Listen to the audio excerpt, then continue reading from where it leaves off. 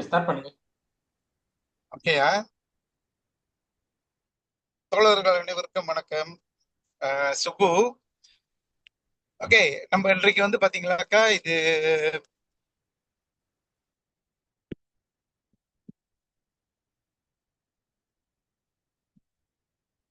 அஹ், இன்னைக்கு பாத்தீங்கன்னாக்கா ஒரு வியாபாரம் மாதிரி போயிடுச்சு சுகாதாரம் நம்ம நாட்டுல. இதுல நிறைய பாதிப்புகள் வந்திருக்கு. ஓகே. மக்களுக்கு பாத்தீங்களா இன்றைக்கு சிம்பிளா பாத்தீங்களா கூட பாத்தீங்களா இன்னைக்கு ஸ்பெஷலிஸ்ட் எல்லாம் கவர்மெண்ட் ஹாஸ்பிட்டல்ல இல்ல. எல்லாம் பிரைவேட் இருக்கிறாங்க. காரணம் அது பிசினஸ்க்கு முக்கியத்துவம் கொடுக்குறாங்க.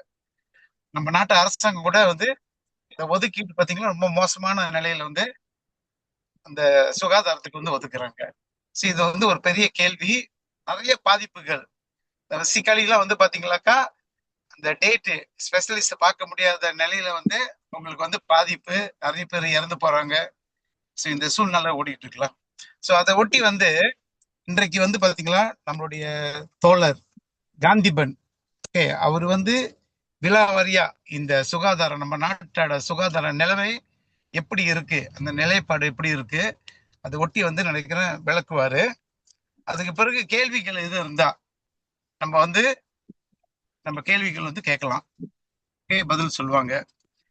இந்த பயிற்சியில டாக்டர் குமார் கூட இருக்காரு. மேபி எல்லாமே கலந்து கேட்கலாம் கேள்விகள். ஓகே. தோழர் காந்திபன். ஓகே.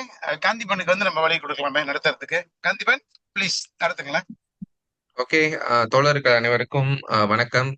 தேங்க்யூ இந்த செஷன் கலந்துக்கிட்டதுக்கு. இது ரொம்ப ஒரு முக்கியமான ஒரு செஷன். இது ஒரு முக்கியமான ஒரு விஷயம். பிகாஸ் நம்ம நாட்டில் என்னைக்குமே one of the best thing என்னன்னு பார்த்தீங்கன்னா நம்மளுடைய சுகாதாரம். நம்மளோட hospital actually one of the best system. நம்ம போனா நம்மளுக்கு ட்ரீட்மெண்ட் கிடைக்கும். அவ்வளோ காசு நம்ம கட்ட தேவையில்ல. நம்ம வந்துடலாம். அனைவருக்கும் பணக்காரன் ஏழை அதெல்லாம் எதுவுமே பார்க்காம எல்லாத்துக்குமான ஒரு சுகாதாரம் கிடைக்கிற இடமா நம்மளுடைய ஹாஸ்பிட்டல் இருந்துகிட்டு இருக்கு. ஆனா காலம் காலமா என்ன நடந்துகிட்டு இருக்குன்னா தொடர்ந்து ஒரு ஒரு தாக்குதல் நம்மளுடைய ஹெல்த் கேர் சிஸ்டம்க்கு நடந்துகிட்டே இருக்கு.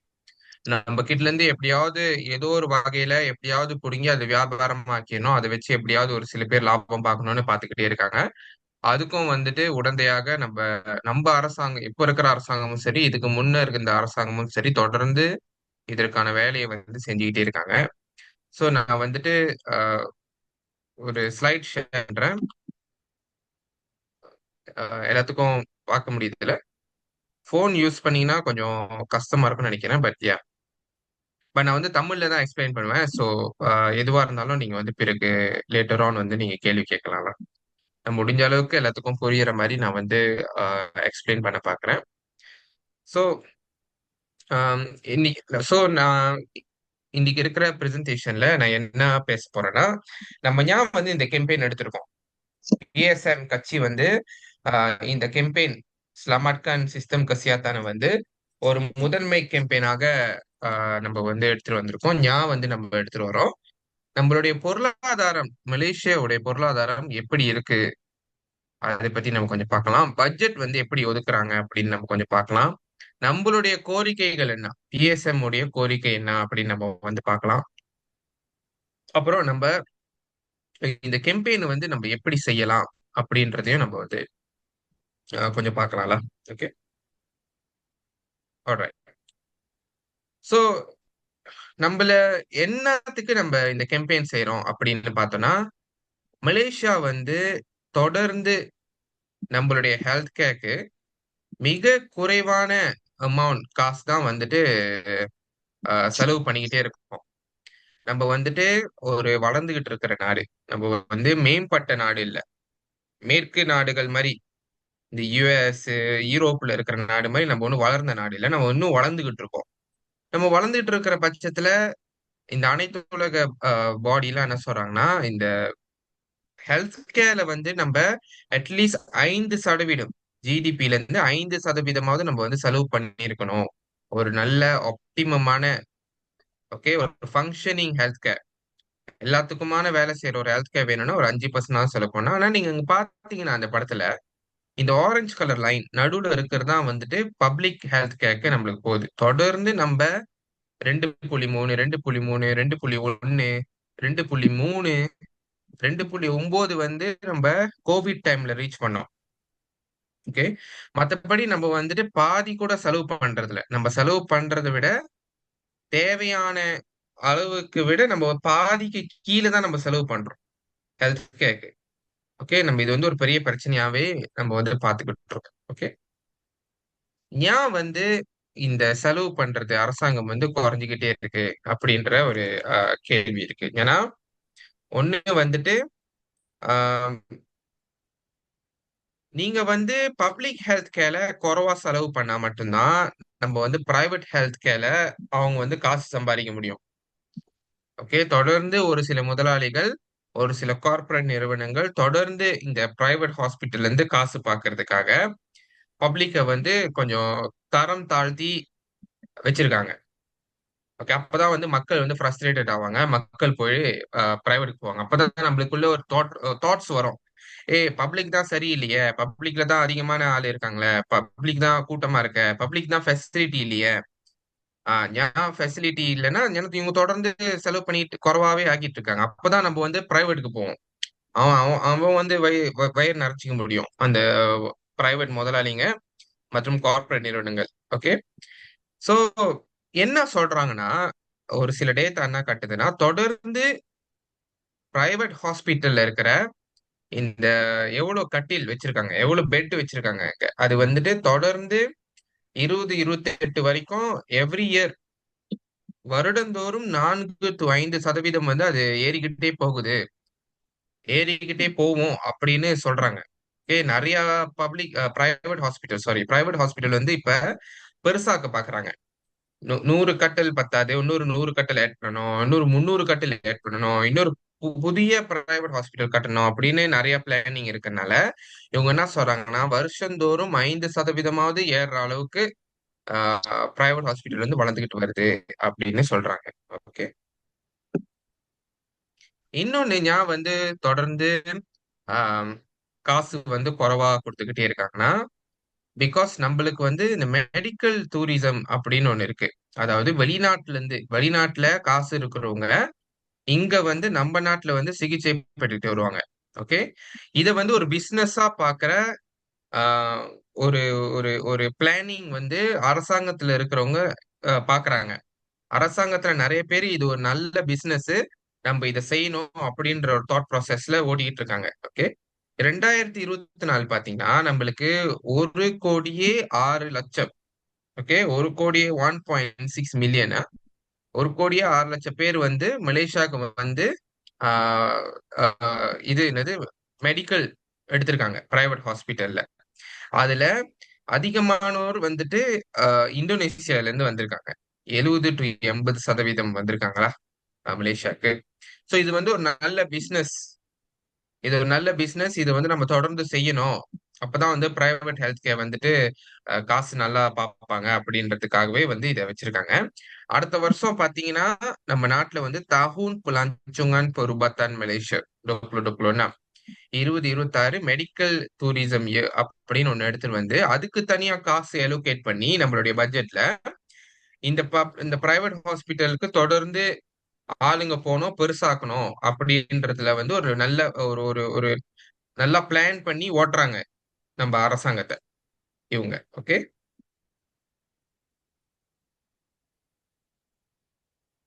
இன்னொன்னு பார்த்தீங்கன்னா, நம்மளுடைய ஆ இந்த மெடிக்கல் டூரிசம்னால ஒரு கணக்கு காமிச்சிருக்காங்க. இந்த கேபிஜே, கிளினிகல்ஸ் இந்த மாரி இருக்கிற பிரைவேட் ஹாஸ்பிட்டல் எல்லாம் every every year every year 6 to 12% income வந்து அவங்க ஏத்திக்கிட்டே போறாங்க.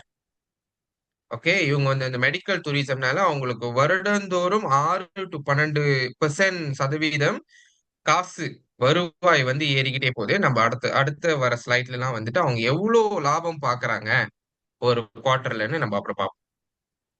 இன்னொன்னு ஏன் வந்து செலவு பண்றாங்க குறைவா அப்படின்னு பார்த்தோம்னா, நம்ம நாட்டுல வந்துட்டு இந்த வரி விகிதம் வரி விகிதம் டோட்டல் வரி விகிதம் கம்பேர்ட் டூ ஜிடிபி பார்த்தீங்கன்னா ரொம்ப குறைவா இருக்கு. நம்ம வந்து ரொம்ப அளவுக்கு குறைவாக டாக்ஸ் வாங்குறாங்க நம்ம நாட்டுல. யார்கிட்ட? நம்ம கிட்ட இருந்து இல்ல, பணக்காரர்கிட்ட இருந்தும். பெரும் பணக்கார பெரிய பெரிய கார்ப்பரேட், பெரிய பெரிய ஃபேக்டரி, கம்பெனி, இதுங்கெல்லாம் இவங்க கிட்டலாம் வந்துட்டு காசு வந்து ரொம்ப குறைவா தான் வாங்குறாங்க. நம்ம நாட்டுல பாத்தீங்கன்னா இந்த இந்த நிறைய ஆசியா நாடுகள்லாம் வந்துட்டு 35% டாக்ஸ் வந்துட்டு அவங்க வாங்குறாங்க. டோட்டல் ஜிடிபி சைஸ் ஆஃப் எக்கானமில 35% டாக்ஸ் வந்து அவங்க வந்து வாங்குறாங்க மக்கள் கிட்ட இருந்து. ஓகே, பணக்காரன் ஏழை அந்த மாதிரிலாம். நம்ம நாட்டுல பார்த்தோம்னா 13% தான் நம்ம வந்து டாக்ஸ் பே பண்றோம்.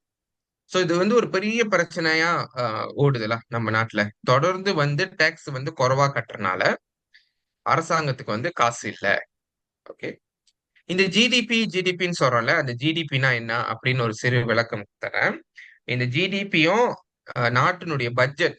ஓகே, இந்த அன்வார் வந்துட்டு எவ்ரி ஃபைனான்ஸ் மினிஸ்டர், அன்வார், இதுக்கு முன்ன நஜீப், இவங்கலாம் வந்துட்டு இந்த அக்டோபர் அக்டோபர் வந்துட்டு இந்த தாக்கல் செய்வாங்க பார்லிமெண்ட்ல. அது வந்து பட்ஜெட், அது ஜிடிபி கிடையாது.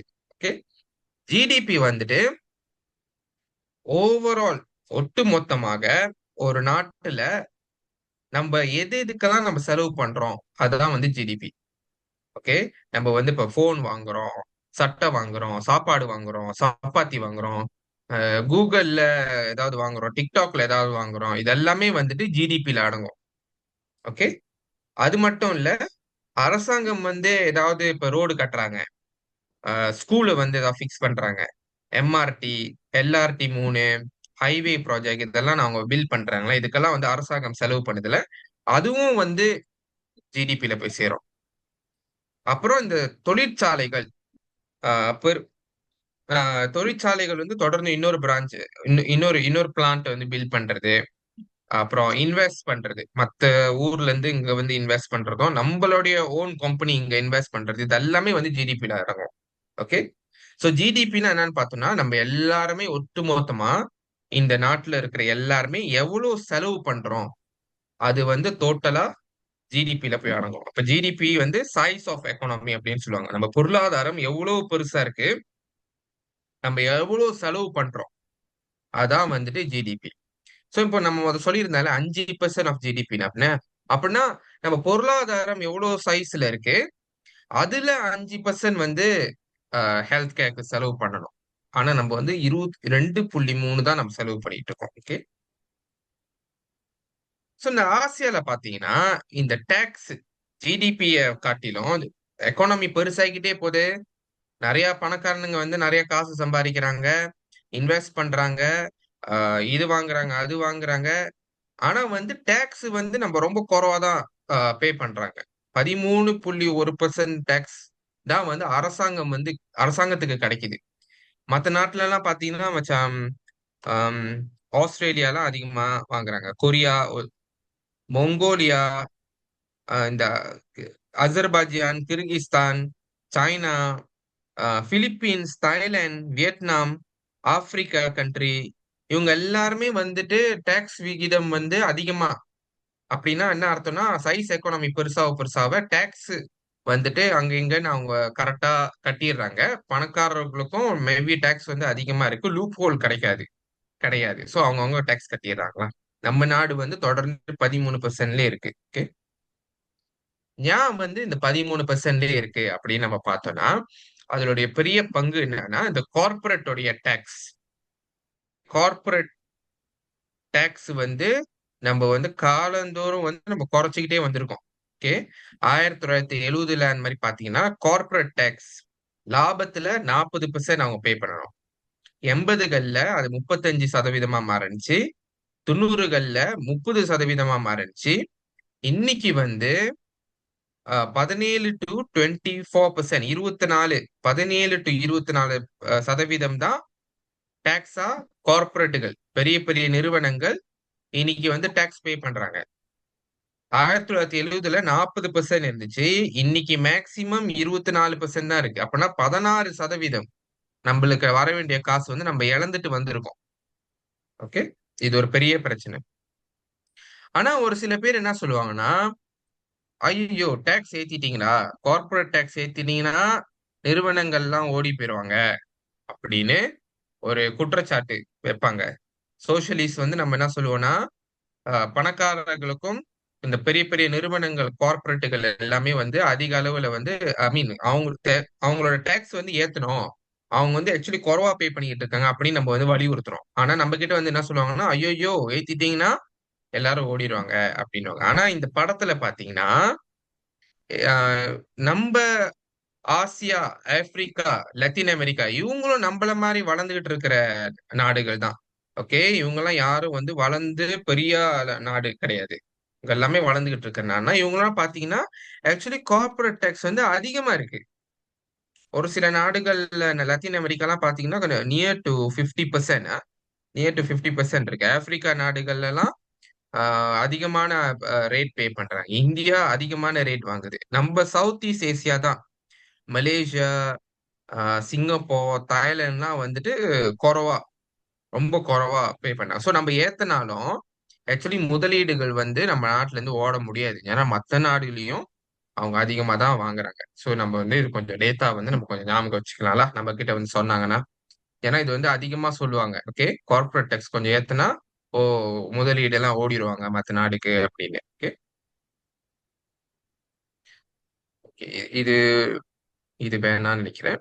ஓகே, நம்மளுடைய பட்ஜெட்ல பாத்தீங்கன்னா இந்த வருஷம், போன வருஷம் வந்துட்டு 2025 45.3 பில்லியன் வந்து நம்மளுக்கு வந்து ஹெல்த் கேருக்கு மட்டும் ஒதுக்கியிருக்காங்க, கேகேஎம்க்கு. ஓகே, ஆனா இந்த வருஷம் பாத்தீங்கன்னா அவங்க வெறும் 1.2 பில்லியன் மட்டும் தான் ஏத்திருக்காங்க 2026 பட்ஜெட்ல. இப்ப இடையில தாக்கல் செய்ததுல அவங்க 1.2 பில்லியன் மட்டும் தான் ஏத்திருக்காங்க. அது டோட்டல் அமௌண்ட் வந்து 46.5 பில்லியன். அது பத்துமான்னு கேட்டா பத்தாது. ஏன்னா நம்ம தொடர்ந்து நம்ம இந்த இப்ப நம்ம எவ்வளவு செலவு பண்ணிருக்கணும்னா கிட்டத்தட்ட 90 பில்லியன் செலவு பண்ணோம். ஆனா நம்ம தொடர்ந்து குறைவாவே செலவு பண்ணிட்டு இருக்கோம். பாதி தான் செலவு பண்றோம், பாதிக்கு கீழே தான் செலவு பண்றோம். ஓகே, இப்ப வந்து ஆக்சுவலி 95ல இருக்கணும். ஆனா இவங்க வந்து தொடர்ந்து லோ பால். ஓகே, தொடர்ந்து வந்து குறைவா குறைவா எவ்வளவு குறைவா செலவு பண்ண முடியுமோ அவ்வளவு குறைவா தான் செலவு பண்ணிட்டு இருக்காங்க ஹெல்த் கேர்ல. ஓகே,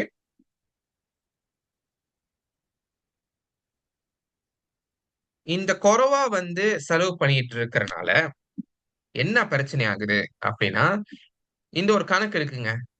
ஆயிரம் ஆயிரம் மக்கள் 1000 மக்களுக்கு எவ்வளவு கட்டில் இருக்கணும் ஹாஸ்பிட்டல்ல அப்படின்ற ஒரு கணக்கு இருக்கு. ஓகே, நம்மள மாதிரி வளர்ந்துகிட்டு இருக்கிற நாடுல 2.5 கட்டில்கள் இருக்கணும். ஒரு ஏரியால 1000 பேர் இருக்காங்கன்னா அங்க 2.5 கட்டில் ஹாஸ்பிட்டல் வந்து 1000 பேர்த்துக்கு இருக்க வேண்டும். ஓகே, ஆனா தொடர்ந்து நம்ம வந்து குறைவா செலவு பண்ணிட்டு இருக்கனால நம்ம அந்த விகிதத்தை வந்து நம்ம அடையவே இல்லை. நம்ம வந்து இன்னமும் இரண்டு கட்டில் தான் இரண்டு கட்டில் தான் வச்சிருக்கோம் 1000 பேர்த்துக்கு. ஓகே, இந்த குறைவா செலவு பண்ணிட்டு இருக்கனால ஒண்ணு கட்டில் பத்தல. அதனால நிறைய ஹாஸ்பிட்டல் கேஸ் எல்லாம் பாத்தீங்கன்னா போனா கட்டில் இருக்காது.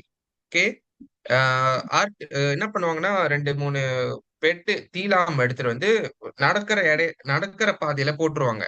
அங்க படுத்துங்க அப்படின்றவாங்க. நிறைய கேஸ் இருக்கு அந்த மாதிரி. ஒரு சில இடத்துல வந்து ஸ்டாஃப் பத்த மாட்டாங்க. ஓகே, நர்ஸ் பத்தாது, டாக்டர் பத்த மாட்டாங்க, அசிஸ்டன்ஸ் இருக்க மாட்டாங்க. ஸோ இந்த மாதிரி ஸ்டாஃப் வந்து பற்றாக்குறையா இருக்கு. இன்னமும் நிறைய சிட்டி, ஓகே, நிறைய நகர் பகுதிகளில் வந்துட்டு ஹாஸ்பிட்டல் இன்னும் வரல. அது ஒரு கேஸ் இருக்கு. சைஸ் ஹாஸ்பிட்டல் ஹாஸ்பிட்டல் வந்து சின்னதா இருக்கு. டவுன் வந்து பெருசாகிக்கிட்டே இருக்கும். சுத்தி முத்தி வந்து புதிய புதிய வீடு ப்ராஜெக்ட் கட்டுவாங்க, அது கட்டுவாங்க, இது கட்டுவாங்க. டவுன் வந்து பெருசாகிக்கிட்டே இருக்கும். ஆனா ஹாஸ்பிட்டல் வந்து அதே இன்னொரு சின்ன ஹாஸ்பிட்டலா தான் இருக்கும். ஓகே, இந்த கேஎல் பகுதியெல்லாம் நீங்க பாத்தீங்கன்னா டவுன் பெரிய பெரிய நகரங்கள்ல வந்துட்டு பப்ளிக் ஹாஸ்பிட்டல் கிடையாது. புத்தாலிங்ஜாயில பப்ளிக் ஹாஸ்பிட்டல் கிடையாது, டமான்சாரால கிடையாது, சுபாஞ்சயா கிடையாது. இதெல்லாமே மக்கள் தொகை அதிகமா இருக்க நிலம். ஆஹ் லட்சம் இல்ல, கோடி கணக்குல, மில்லியன் கணக்குல இங்க இருக்காங்க ஆளுங்க. ஆனா வந்து இங்க ஒரு பப்ளிக் ஹாஸ்பிட்டல் கிடையாது. ஓகே. ஏன்னா தொடர்ந்து நம்ம வந்து குறைவா செலவு பண்ணிட்டு இருக்கனால. சோ இத வந்து நிவர்த்தி செய்ய இவ்ளோ பிரச்சனை இருக்க. ஓகே. ஹெல்த் கேர்ல. சோ இத வந்து நீ எப்படி எப்படி கேகேஎம் வந்து தொடர்ந்து ஆ, ஆளுங்க வந்து கிரிட்டிசைஸ் பண்ணிக்கிட்டே இருக்காங்க. சோசியல் மீடியா, ட்விட்டர், Facebook அதெல்லாம் பார்த்தீங்கன்னா, எல்லாத்துக்கும் மக்கள் மேல கேகேஎம் மேல ஒரு அதிருப்தி இருக்கு. ஓகே.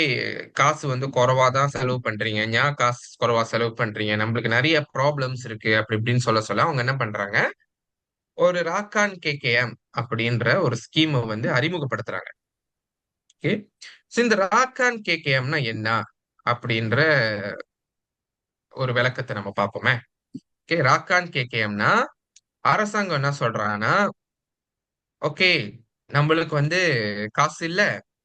நம்ம இந்த ராக்கான் கேகேஎம் வச்சு நம்ம வந்து காசு பார்க்கலாம். அந்த காசு வச்சு நம்ம பப்ளிக் ஹாஸ்பிட்டல் அதெல்லாம் கொஞ்சம் பெருசாக்கலாம். கிளினிக் கசியாத்தனை பெருசாக்கலாம். நம்ம வந்து நிறைய ஃபெசிலிட்டி எடுத்து வரலாம் அப்படின்றாங்க. இது எப்படி அமல்படுத்துவாங்கன்னா, உங்களுக்கு ஸ்பெஷலிஸ்ட வந்துட்டு சீக்கிரமா பார்க்கணும்னா, நீங்க வந்து என்ன பண்ணலாம்னா, காசு கட்டணும். அந்த ஒரு ஸ்கீம் வந்து எடுத்துட்டு வர போறாங்க. பப்ளிக் ஹாஸ்பிட்டல்ல நீங்க வந்து ஒரு ட்ரீட்மெண்ட் எடுக்கிறதுக்கோ, இல்ல வந்துட்டு ஒரு ஸ்பெஷலிஸ்ட்ட பார்க்கறதுக்கோ, நீங்க வந்து காசு கட்டிட்டு லைன்ல வெயிட் பண்ணாம, உடனே பார்க்குற மாரி ஒரு அரேஞ்ச்மென்ட் வந்துட்டு கேகேஎம் வந்து எடுத்துட்டு வர பார்க்குறாங்க. ஏற்கனவே வந்துட்டு காசு இல்லாதவங்க தான் வந்துட்டு பப்ளிக் ஹாஸ்பிட்டல் போறாங்க. அவங்களுக்கு லைன் வந்து அவ்ளோ நீட்டுக்கு இருக்கு. இப்ப அந்த சிஸ்டம் பிரைவேட் மாரி இருக்கிற சிஸ்டம பப்ளிக்குள்ளேயே எடுத்துட்டு வராங்க இப்ப. ஓகே. காசு கட்டுனா உடனே போய் பாத்துரலாம். உங்களுக்கு நீங்க விருப்பப்படுற ஸ்பெஷலிஸ்ட்டயே நீங்க காசு கட்டி பாத்துரலாம். அப்ப அரசாங்கம் என்ன சொல்றாங்கன்னா, இந்த காசு வச்சு நம்ம வந்துட்டு ஹாஸ்பிட்டல் வந்து பெருசாக்கலாம். நவீனப்படுத்தலாம் ஹாஸ்பிட்டல அப்படின்னு ஒரு காரணத்த சொல்றாங்க. அப்புறம் இன்னொன்னு என்ன சொல்றாங்கன்னா, ஓ! நம்ம பப்ளிக் ஹாஸ்பிட்டல்ல இருந்து நெறைய ஸ்பெஷலிஸ்ட் வந்து வெளிய வராங்க. ஏன்னா பிரைவேட் வந்து காசு அள்ளி கொட்டுறதுக்கு வந்து தயாரா இருக்காங்க. சோ இவங்கள வந்து நம்ப போக விடாம தடுக்கிறதுக்கு நம்ம என்ன பண்ணலாம்னா, இந்த ரக்கான் கேகேஎம் ஸ்கீம் வச்சு இவங்களுக்கு வந்து சம்பளத்த கொஞ்சம் அதிகப்படுத்தி குடுக்கலாம். ஓகே. சோ இப்ப வந்துட்டு மேபி அவங்க சம்பளம் வந்து ஒரு 10,000 டூ 25,000 வரை சம்பாதிக்கிறாங்கன்னு வச்சுக்கோமே. ஓகே. இந்த ரக்கான் கேகேஎம் வந்துச்சுன்னா, அவங்க வந்து இப்ப அடிஷனலா இன்னொரு 5,000 டூ 20,000 அவங்க வந்து சம்பாதிக்கலாம். ஓகே. இது அவங்க இத பார்த்து வச்சு வந்து ஆனா இத இது அ காம்ரேட் மனோகரன் நீங்க கொஞ்சம் மியூட் பண்ணிருங்க. Sorry. Okay. Thank you. So இத வச்சு வந்துட்டு ஸ்பெஷலிஸ்ட் எல்லாமே வந்துட்டு ஸ்வாஸ்தாக்கு போக விடாம நம்ம வந்து தடுக்கலாம் அப்படின்றத ராக்கான் கேகேஎம் வந்து எடுத்துட்டு வரோம் அப்படின்னு அவங்க வந்து சொல்றாங்க. ஓகே. ஆமா. சோ இந்த ராக்கான் கேகேஎம் என்னன்னா, ஆனா பிரைவேட் அளவுக்கு சார்ஜ் பண்ண மாட்டோம் அப்படின்றாங்க. இப்ப நீங்க பிரைவேட்ல போயிட்டு நீங்க ஒரு 2,000 பே பண்ணுவீங்க வச்சுக்கோமே. இங்க நீங்க மேபி ஒரு 1,500 பே பண்ணுவீங்க. ஆனா பிரைவேட்ல தான் அவன் வருஷம் வருஷம் காசு ஏத்திட்டு போறானே. அவன் மேபி அடுத்த வருஷம் 2,500 ஆக்கிட்டான்னா, இவங்க ஒரு 2,000 ஏத்திருவாங்க போல. ஓகே. இந்த இந்த கணக்குலாம் நம்மளுக்கு தெரியல. பட் அது வந்து ஒரு 10% ஏத்திக்கிட்டே போறாங்கன்னா, ஒரு வருஷத்துக்கு. சோ இங்கேயும் வந்து காசு ஏறும். அப்படின்ற ஒரு பயம் இருக்குல்ல. ஓகே.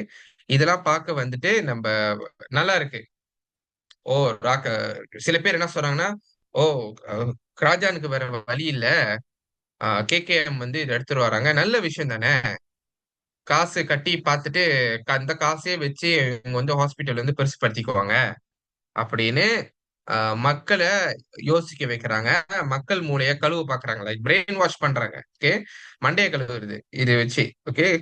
ஆனா நம்ப என்ன சொல்றோம்னா, நம்மளுடைய முதல் கோரிக்கை, நம்மளுடைய கேம்பெயின்ல வந்துட்டு இந்த ஸ்கீம் வேணாம் அப்படின்னு நம்ம வந்து எடுத்து சொல்றோம். ஏன்னா, இந்த ஸ்கீம்ல வந்து ஏற்கனவே வந்து ஒரு ஒரு அ இப்ப சர்க்கிட் ஓகே.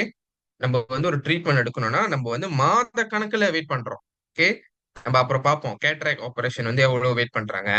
ஆ இருதய அறுவை சிகிச்சை வந்து எவ்வளவு நேரம் வெயிட் பண்றாங்க. அதெல்லாம் நம்ம அப்புறம் பார்ப்போம். அதுக்கே வந்து மாத கணக்குல வெயிட் பண்றாங்க. நீங்க இதுல காசு கட்டி பார்க்குற ஸ்கீம் எடுத்துட்டு வந்துட்டீங்கன்னா, இந்த காசு கட்டாதவங்க தொடர்ந்து இந்த லைன் வந்து நீளமா ஆயிக்கிட்டே போகும்.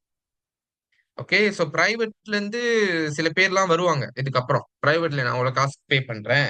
எனக்கு வந்து அவ்வளவு காசு நாங்க பே பண்ண விருப்பம் இல்ல. நான் வந்து கேகேஎம்லயே பாத்துக்கிறேன் அப்படின்னு சொன்னா, ஏற்கனவே காசு இல்லாதவங்க கேகேஎம்ல டாக்டர் பாக்குறதுக்கு டர்ன் வெயிட் பண்ணிட்டு இருக்கிறவங்க, அவங்க லைன் இன்னும் பின்னாடி போகும்.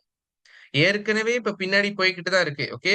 இப்ப கூட போன தடவை நம்ம லான்ச்சிங்ல செய்யும்போது கூட நெறைய பேர் வந்து சொல்லிக்கிட்டு இருந்தாங்க. ஓ! எனக்கு இப்பதான் வந்து ஹாஸ்பிடல்ல இருந்து கால் பண்ணிட்டு, உங்க டர்ன் வந்து இந்த மாசம் இல்ல. உங்க டர்னுக்கு வந்து இன்னொரு 7 மாசம் நம்ம தள்ளி வைக்கிறோம். அப்படின்னு சொல்ற நிலைமை இப்ப இருக்கும்போது, இவுங்க இந்த ராக்கான் கேகேஎம் ஸ்கீம இப்ப எடுத்துட்டு வராங்க. இது வந்து ஒரு பெரிய தாக்கத்த ஏற்படுத்தும் ஏழைகள் மீது. ஓகே. அப்புறம் இந்த ஸ்பெஷலிஸ்ட் டாக்டர்ஸ், ஓகே.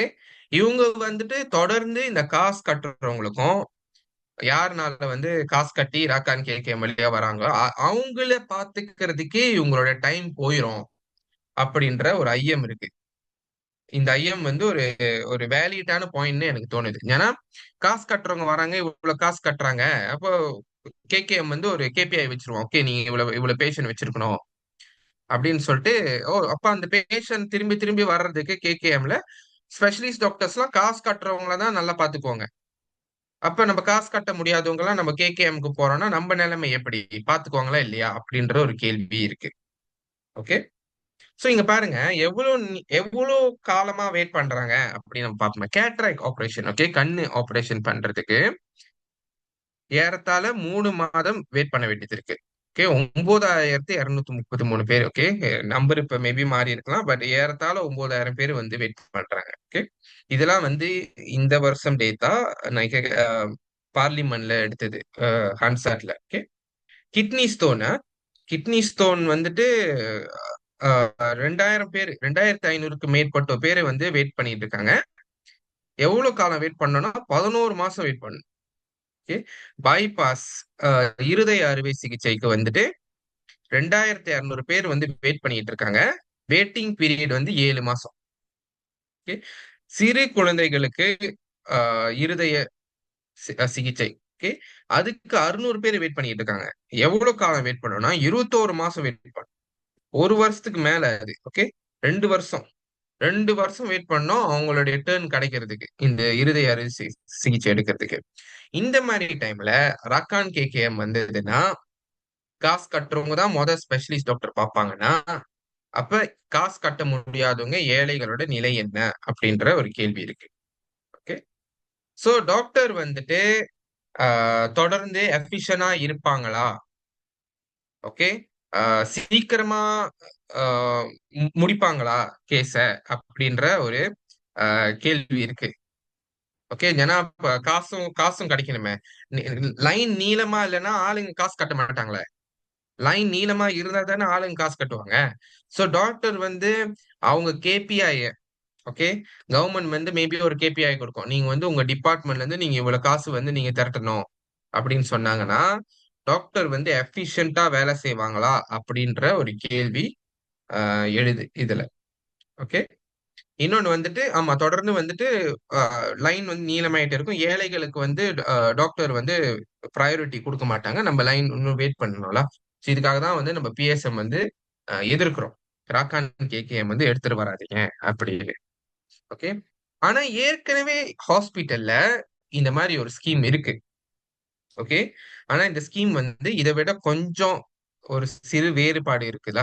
அந்த ஸ்கீம் பேர் வந்து எஃபிபி, ஃபுல் பேயிங் பேஷண்ட், எஃபிபின்னு வாங்க. ஓகே. ஸ்கீம் ராக்கான் கேகேஎம் வந்து ஒரு புதிய ஸ்கீம். இதுல வந்து ஒரு ஒற்றுமை இருக்கு. என்ன ஒற்றுமைனா, நம்ம வந்துட்டு காசு கட்டிட்டோம்னா டாக்டர் வந்துட்டு நம்ம ரொம்ப நேரம் வெயிட் பண்ணாம நம்ம உடனே போய் டாக்டரை போய் பார்த்தரலாம். ஏன் நம்மளே சூஸ் பண்ணலாம் எந்த ஸ்பெஷலிஸ்ட் போய் நம்ம பார்க்க போறோம் அப்படின்னு. Okay, இதுதான் வந்து ஒற்றுமைல. இதுல வேற்றுமை என்னன்னு பாத்தீங்கன்னா, எஃபிபி ஸ்கீம், அதாவது இப்ப இருக்கிற ஸ்கீம்ல வந்துட்டு டாக்டர் வந்துட்டு அவங்களுடைய ஆபீஸ் ஹவர்ஸ்க்கு வெளியே, அவங்க வந்து ஒரு காலையில 8ல இருந்து நைட் 8 மணி வரைக்கும் வேலை செய்யறாங்கன்னு வச்சுக்கோங்க. அந்த நைட் 8 மணிக்கு அப்புறம் தான் போய் காசு கட்டுற பேஷனுக்கு அவங்க போய் வேலை செய்வாங்க. ஆனா ராக்கான் கேகேஎம்ல பாத்தீங்கன்னா, கவர்மெண்ட்ல இருக்கிற ஸ்பெஷலிஸ்ட் வந்துட்டு ஒரு வாரத்துல ஒரு நாள் காசு கட்டுறவங்களுக்கே அவங்க வந்து செலவிடுற மாதிரி ஒரு ஸ்கீம் வந்து எடுத்துட்டு வருவாங்க. அப்படின்னா அவங்க வந்து ஒரு வாரத்துல ஒரு 5 நாள் வேலை செய்யறாங்கன்னா 4 நாள் தான் ஏற்கனவே லைன் பஞ்சாங்க இருக்கு. அதுல ஒரு நாள் போச்சு அப்படி காசு கட்டுறவங்களுக்கு மட்டும். சோ இதுதான் வந்து இப்ப இருக்கிற வேறுபாடுல. இன்னொரு வேறுபாடு என்னன்னா, இந்த எஃபிபி இப்ப இருக்கிற ஸ்கீம்ல வந்துட்டு ஆளுங்க காசு கட்டி அந்த காசு வந்து எங்க போகுதுன்னா நேரா வந்துட்டு ஃபைனான்ஸ் மினிஸ்ட்ரிக்கு போயிடும். அந்த காசு வச்சுதான் அடுத்த வருஷம் வந்துட்டு பட்ஜெட்ல எவ்வளவு செலவு பண்ணோம்னு சொல்லிட்டு ஃபைனான்ஸ் மினிஸ்டர் வந்துட்டு பார்லிமெண்ட்ல வந்து தாக்கல் பண்ணுவாங்க. ஓகே, ஆனா ராக்கான் கேகேஎம் வந்து அப்படி இல்ல. அந்த காசு அப்படியே வந்துட்டு மறுபடியும் கேகேஎம்கே போயிடும், கமெண்ட்ரியன் கசியத்தானுக்கே. அப்புறம் அவங்க அந்த காசு வச்சு மத்த ஹாஸ்பிட்டல் வந்து மேம்படுத்துறதுக்கு வந்துட்டு திட்டங்களை வந்து அவங்க அறிவிப்பாங்க. ஓகே, இது வந்து இன்னொரு முக்கியமான விஷயம். இந்த எஃபிபில வந்துட்டு இன்னைக்கு வந்து இன்சூரன்ஸ் கிடையாது. ஆனா ரக்கான் கேகேஎம்ல என்ன சொல்றாங்கன்னா, அரசாங்கமே ஒரு இன்சூரன்ஸ் எடுத்துட்டு வரோம் அப்படின்னு சொல்றாங்க. அரசாங்கமே அது வந்து வழி நடத்தும். அரசாங்கமே அதை வந்து ஹேண்டில் பண்ணுவாங்க. அது வந்து அரசாங்கத்தோட இன்சூரன்ஸா இருக்கும். அந்த இன்சூரன்ஸ் எப்படி இருக்க போது? அது ஏற்கனவே வந்து இன்சூரன்ஸ்ல அவ்வளவு பிரச்சனை இருக்கு. இந்த சீக்கு வந்து கவ் பண்ணாது, அந்த சீக்கு கவ் பண்ணாது. கிளைம் வந்து லேட் ஆகுது. ஹாஸ்பிட்டலுக்கும் இன்சூரன்ஸ் கம்பெனிக்கும் சண்டை வரும் இங்க அங்கன்னு. இப்ப இவங்களும் உள்ளுக்கு வந்துட்டு நாங்க இன்சூரன்ஸ் திறக்கிறோம், உங்களுக்கு காசு இல்லைன்னா ரக்கான் கேகேஎம்ல நீங்க என்னோட இன்சூரன்ஸ் எடுத்துக்கலாம் அப்படின்னு இவங்க ஒரு திட்டத்தை அறிவிக்கிறாங்க. ஏன் இதை செய்யறாங்க, எதுக்கு இதை செய்யறாங்கன்னா தெரியல. Okay?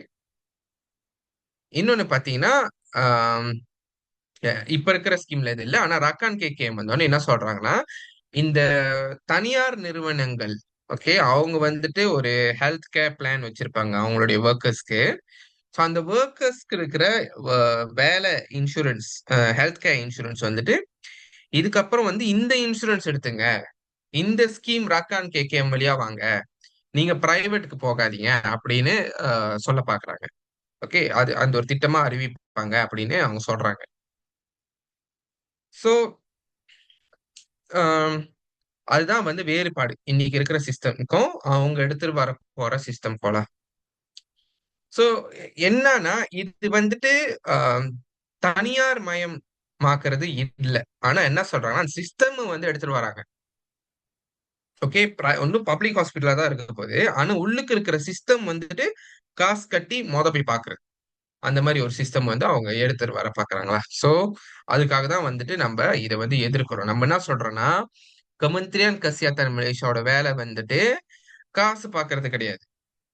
அவங்களோட வேலை வந்துட்டு மக்களுக்கு தேவைப்படுகின்ற ஹெல்த் கேர், சுகாதாரத்தை வந்து தயார் செய்து கொடுக்கறது தான் வந்துட்டு கேகேஎம்மோட வேலை. கேகேஎம்மோட வேலை வந்து அரசாங்கத்துக்கு காசு தேடி கொடுக்கறது கிடையாது.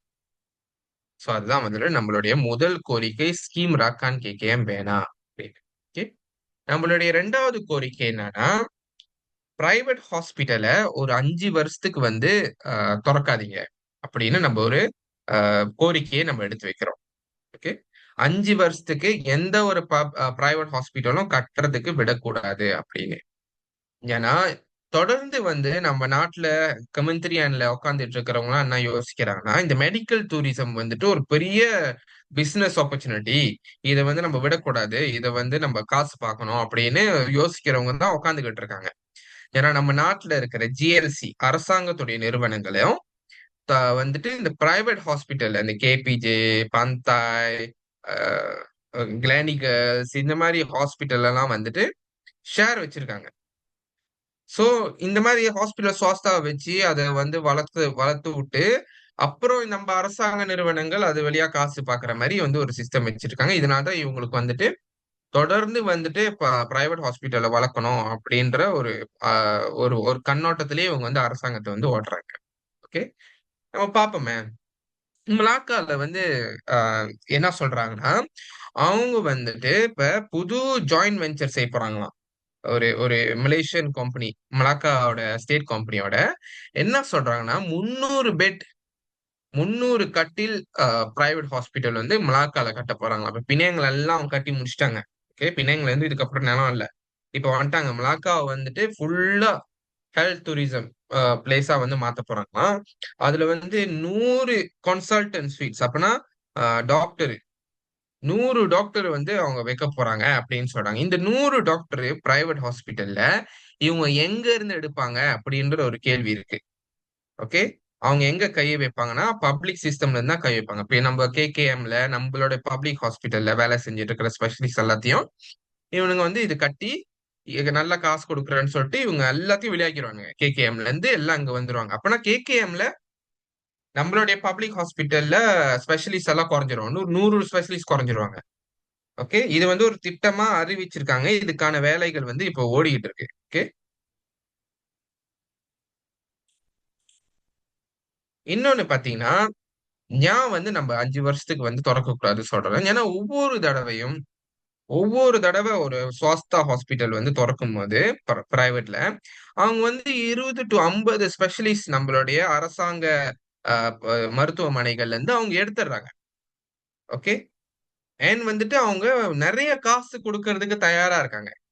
ஓகே, அவங்க என்ன சொல்றாங்கன்னா மொத மொத வருஷம் பிரைவேட் ஹாஸ்பிட்டலு வருஷம் டாக்டர்னால அந்த கேபிஐ எதுவும் ரீச் பண்ண முடியல, அவங்களோட டார்கெட் ரீச் பண்ண முடியல பிசினஸ்லனா பிரச்சனை இல்ல. உங்களுக்கு வர வேண்டிய காசு நீங்க ரீச் பண்ண மாதிரியே, ஓகே, உங்களோட டார்கெட் ரீச் பண்ண மாதிரியே நீங்க உங்களுக்கு வர வேண்டிய காசு நாங்க தயாரா கொடுத்துட்றோம். 50,000 வள்ளியில இருந்து 1,00,000 வள்ளி வரைக்கும் காசு கொடுக்கறதுக்கு பிரைவேட் ஹாஸ்பிட்டல்ல தயாரா இருக்காங்க. ஓகே, ஸோ அதனாலதான் நம்ம என்ன சொல்றோம்னா வேணாம், பிரைவேட் ஹாஸ்பிட்டல் வளர்க்க விடாதீங்க அப்படின்னு நம்ம வந்து ஒரு கோரிக்கை எடுத்து வைக்கிறோம்.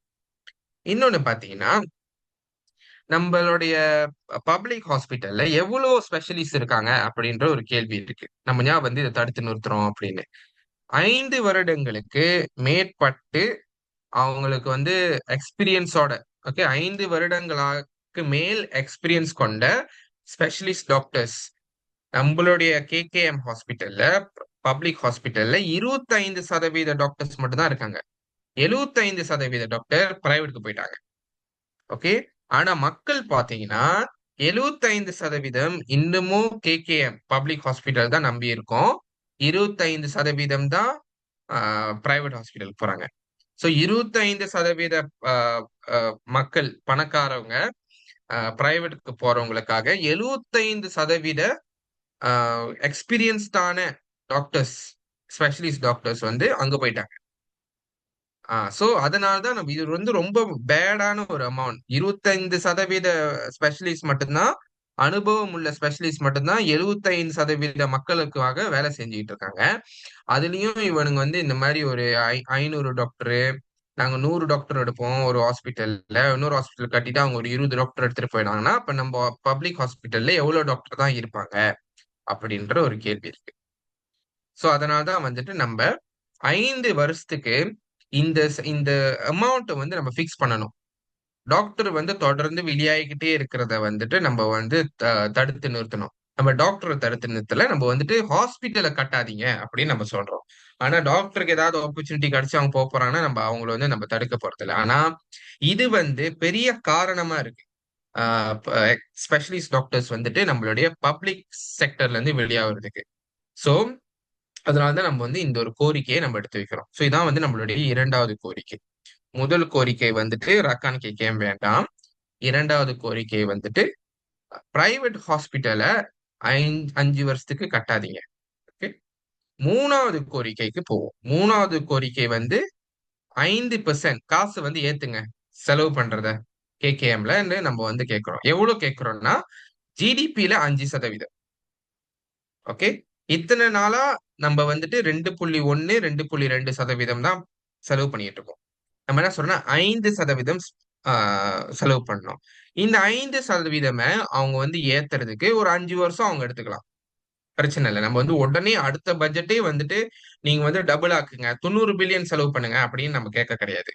நம்ம வந்து டைம் எடுத்துங்க, ஆனா கமிட் பண்ணுங்க. ஓகே, இந்த ஒரு வருஷம் பட்ஜெட்ல வந்து 1 பில்லியன் ஏத்துறேன் அப்படின்ற கதை சொல்லாம ஒரு கன்சிடரபிள் அமௌண்ட் வந்து ஏத்தணும். அவங்க வந்து அதிகமான அமௌண்ட் வந்து ஏத்த வேண்டியது இருக்கு. ஓகே, அண்ட் 5% வந்துட்டு நம்ம வேர்ல்டு ஹெல்த் ஆர்கனைசேஷன், ஓகே, அனைத்துலக சுகாதார அமைப்பு, அவங்க என்ன சொல்றாங்கன்னா வளர்ந்துகிட்டு இருக்கிற நாடான மலேசியா 5% செலவு பண்ணணும் அப்படின்றாங்க. ஓகே, ஏன் மத்த நாடெல்லாம் எப்படி செலவு பண்றாங்க நம்மளை சுத்தி அப்படின்றது ஒண்ணு இருக்கு. இது வந்து கொஞ்சம் பழைய டேட்டா தான். ஆனா நம்ம பார்த்தோம்னா நம்மளை சுத்தி இருக்கிற நாடுகள்லாம் கொஞ்சம் அதிகமா தான் செலவு பண்றாங்க. பிலிப்பீன்ஸ், தாய்லாந்து இவங்க எல்லாமே வந்து அதிகமா தான் செலவு பண்றாங்களா அவங்களுடைய ஹெல்த் கேருக்கு. ஓகே. ஸோ இது வந்து ரொம்ப முக்கியமான ஒரு ஒரு ஒரு சிச்சுவேஷன். நம்ம வந்துட்டு அவங்க அரசாங்கத்தை வந்து அதிகமா செலவு பண்ணுங்கன்னு நம்ம சொல்றோம். ஆனா நம்ம கிட்ட வந்து நிறைய பேர் வந்துட்டு நயாண்டித்தனமாக சீரியஸா இல்லாம ஒரு சில பேர் வந்து கண்டிப்பா வந்து பேசுவாங்க. ஓகே. நாட்டுல ஏற்கனவே காசு இல்ல. காசு வந்து எங்க இருந்து அரசாங்கம் தேடும். ஆஹ் இந்த மாதிரி கதெல்லாம் ஏன் வந்துட்டு நம்ம ஹெல்த் கேருக்கு வந்து இப்ப நம்ம இவ்வளவு செலவு பண்ண வேண்டியது இருக்கு. இப்ப இது எல்லாமே வந்து ஆளுங்க வந்து நம்ம கிட்ட வந்து பேசுவாங்களா? நம்ம வந்து இதுதான் நம்மளுடைய ஆஹ் வாய்ப்பு. நம்ம வந்து பிஎஸ்எம் உடைய அனாலிசிஸ், நம்மளுடைய பார்வை, பொருளாதாரம் பற்றியான நம்மளுடைய பார்வையை நம்ம வந்து மக்கள் கிட்ட எடுத்து வைக்கிறதுக்கு நம்ம என்ன சொல்லலாம்னா, நம்ம நாட்டுல வந்துட்டு யூரோப், மேற்கத்திய நாடுகள், ஓகே, 8 மணி நேர வேலைக்கு நம்ம போடுற உழைப்புக்கு நம்மளுக்கு கிடைக்கிற சம்பளம் மேற்கத்திய நாடை விட 1/8 தான். அவங்களுக்கு எட்டு எட்டு டாலர்ஸ் கிடைக்குதுன்னா நம்மளுக்கு $1 தான் சம்பளமா வருது. ஓகே. நம்ம நாட்டுல இருக்கிற மக்கள் வந்து தொடர்ந்து அவ்வளவு காசு குறைவா இருந்தாலும் அவங்க வந்து உழைச்சிருக்காங்க. நம்ம நாடு வந்து முன்னேற்றிருக்காங்க. ஓகே. இவ்வளோ நம்ம வந்துட்டு நாடு வந்து வளர்ந்து வளர்ந்து வளர்ந்து இருக்கிறதுக்கு நம்ம தான் காரணமா இருந்திருக்கோம். ஸோ நம்மளுக்கு வந்துட்டு ஹெல்த் கேர் வந்து குவாலிட்டியா கிடைக்கணும். அது நம்மளுடைய உரிமை அப்படின்னு நம்ம வந்து சொல்லலாம். ஓகே. இது வந்து நம்மளுடைய முதல் காரணமாக நம்ம எடுத்து சொல்லலாம். ஓகே.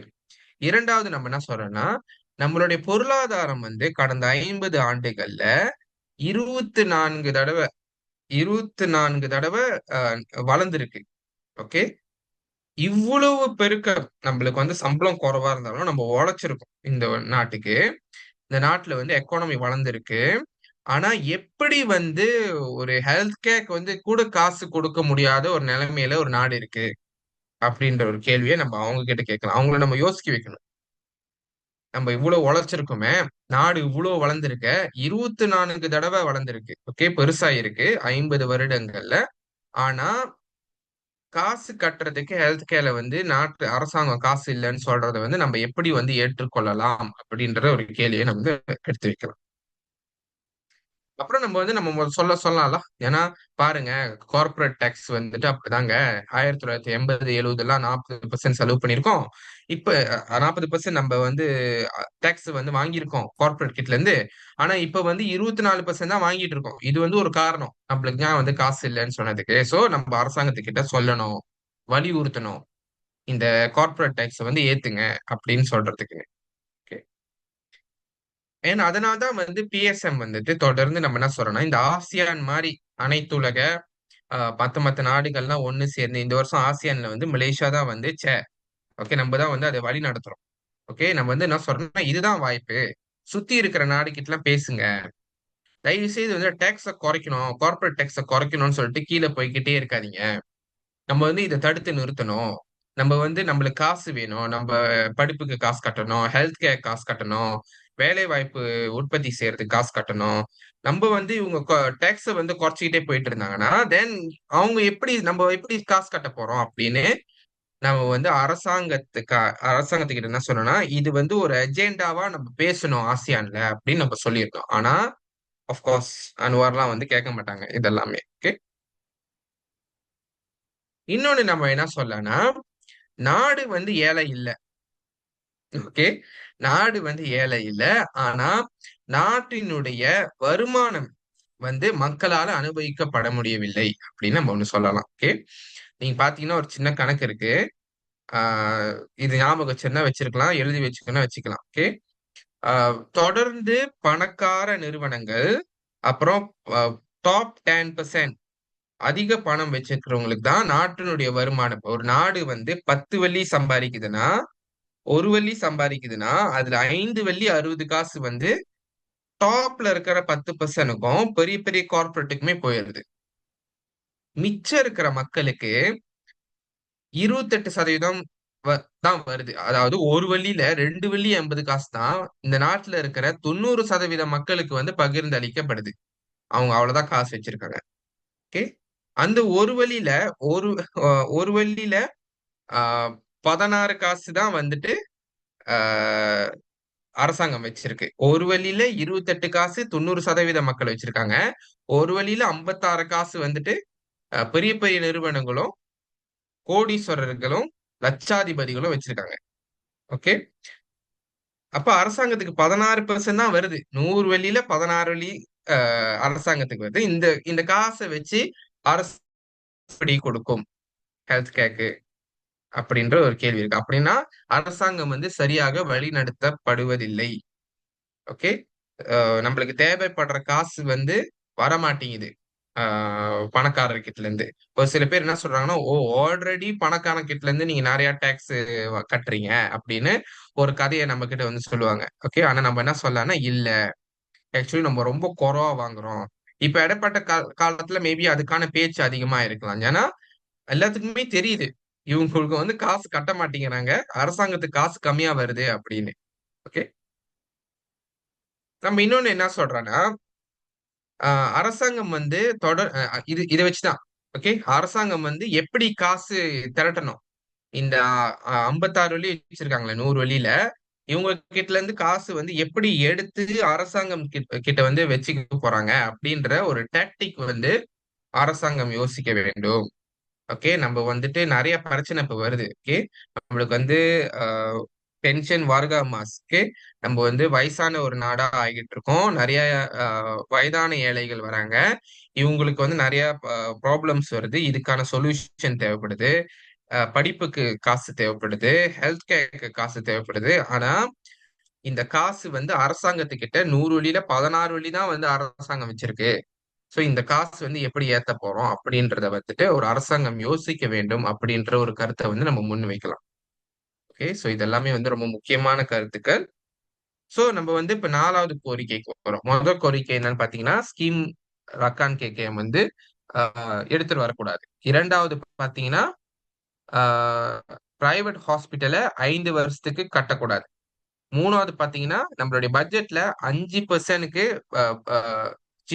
ஜிடிபியோட அமௌண்ட்ல 5% காசு ஏத்தணும். இப்ப வந்து 2.2 தான் செலவு பண்ணிருக்காங்க. ஓகே. 4வது கோரிக்கை என்னன்னு பாத்தீங்கன்னா, பிரைவேட் ஹாஸ்பிட்டல்ல இருக்கிற சார்ஜ் காஸ்ட். ஓகே. நம்ம போனோம்னா அளவுக்கு அதிகமா அவங்க காசு அடிக்கிறாங்க. இத வந்துட்டு எப்படியாவது கட்டுப்படுத்தப்பட வேண்டும் அப்படின்ற ஒரு கோரிக்கையை நம்ம வந்து எடுத்து வைக்கிறோம். ஓகே. ஏன்னா நாட்டினுடைய இன்ஃபிளேஷன், ஓகே, அது வந்துட்டு ஹெல்த் கேர்ல இருக்கிற இந்த ஹாஸ்பிட்டல்ல இவனுங்க பாட்டுக்கு வருஷத்துக்கு 10% 12% அடிச்சிட்டு இருக்காங்க. ஆனா நம்மளுடைய இன்ஃபிளேஷனு 2% 3% தான். ஓகே. ஆனா மலேசியால தான் வந்துட்டு மெடிக்கல் காஸ்ட், ஓகே, ஒரு பிரைவேட் செக்டர்ல இருக்கிற காஸ்ட் வந்து தொடர்ந்து 10% 12% ஏறிக்கிட்டே இருக்கு. இது உண்மையிலேயே இன்ஃபிளேஷனா இல்ல இவனுங்க வந்து லாபம் அதிகமா அடிக்கிறாங்களா அப்படின்ற ஒரு கேள்வி வந்து நம்ம நம்மளுக்கு வருது இல்ல. ஓகே. இங்க பாருங்க, மலேசியால என்ன சொல்றாங்கன்னா, மலேசியால 2023ல இன்ஃபிளேஷன் பிரைவேட் ஹாஸ்பிட்டல்ல 12.6%. ஆனா மத்த நாடெல்லாம் பாத்தீங்கன்னா 5.6% தான். எப்படி மத்த நாடுகள்ல எல்லாம் இல்லாத ஒரு மெடிக்கல் இன்ஃபிளேஷனு உன் நாட்டுல நம்ம நாட்டுல வருது அப்படின்ற ஒரு கேள்வி இருக்கு. ஓகே. எப்படி மத்த நாட்டுல எல்லாம் அந்த பிரச்சனை இல்ல, ஞான் வந்துட்டு 2%, 2 காலில 3 காலி கிட்ட வந்துட்டு காசு அதிகமா அடிக்கிறாங்க அப்படின்ற ஒரு ஒரு கேள்வி வருதுல. எப்படி இவங்க காசு அடிக்கிறாங்க? மேபி வந்துட்டு சார்ஜ் ஏத்தலாம். மேபி வந்துட்டு இந்த ஸ்டாக் மார்க்கெட் எல்லாம் போய் இவங்க ஹாஸ்பிட்டல் வந்து அதுல பப்ளிக் லிஸ்ட் ஆயிருக்காங்களா? சோ இதெல்லாமே வந்து ஒரு பெரிய சிக்கலா இருக்கு நம்மளுடைய பிரைவேட் ஹாஸ்பிட்டல்ல.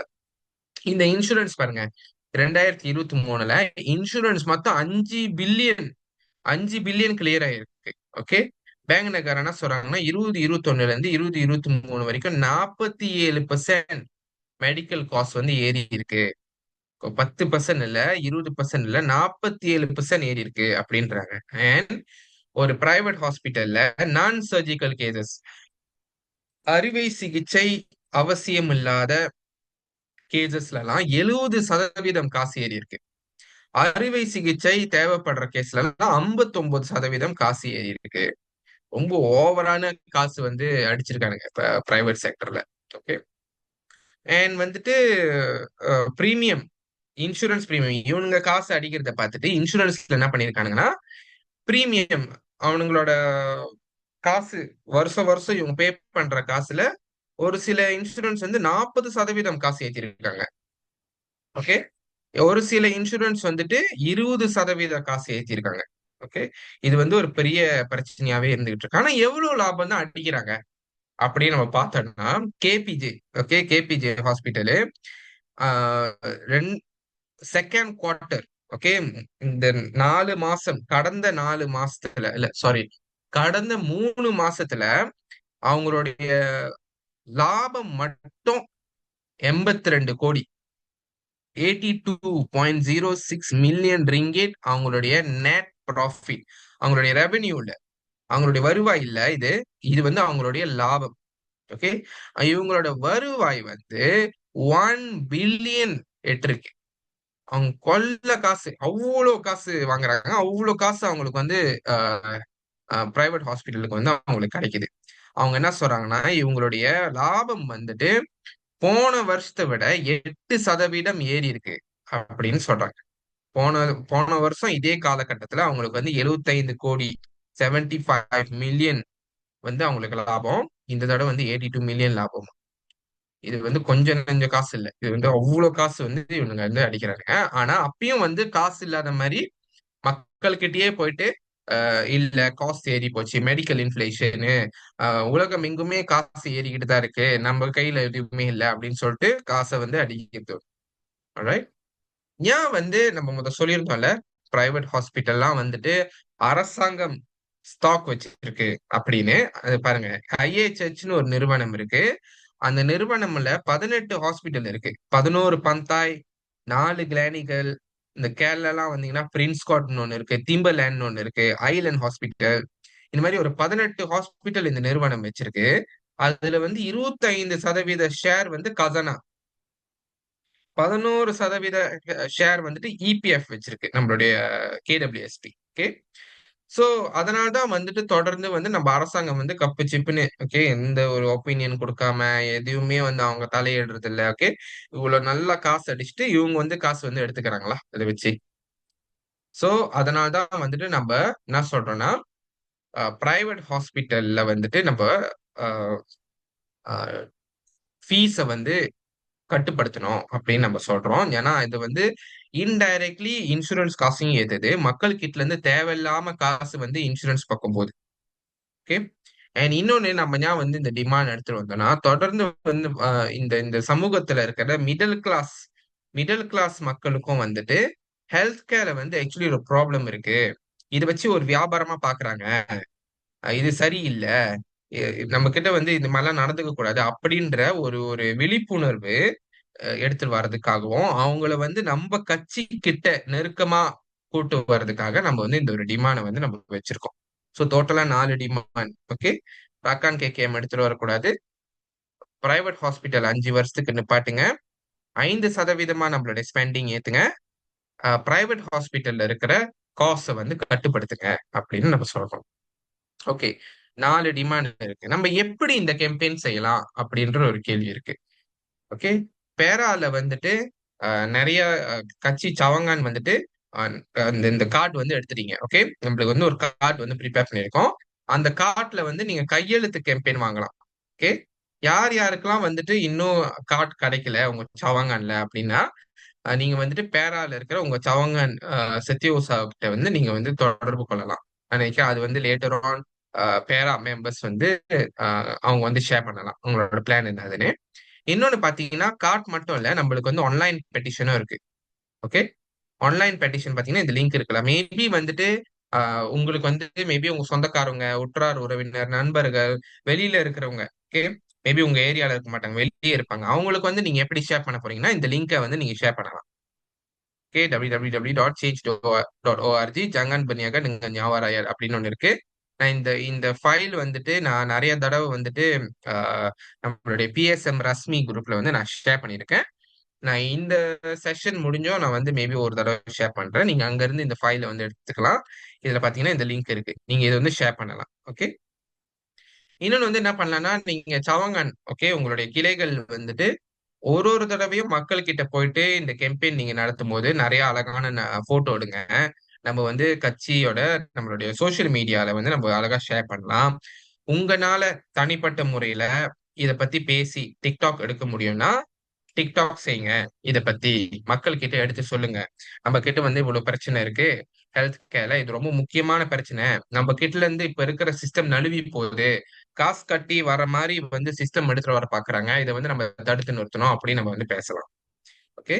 இன்னொன்னு என்ன செய்யலாம்னா, உங்களுடைய சவங்கல்ல நெறைய பேர் நல்ல ஃபோன் வச்சிருக்காங்கன்னா, மக்கள் கிட்ட போயிட்டு சும்மா ஒரு இன்டர்வியூ எடுங்க. 2, 3 கேள்வி. ஓகே. நீங்க என்ன நினைக்கிறீங்க ஹாஸ்பிடல் பத்தி?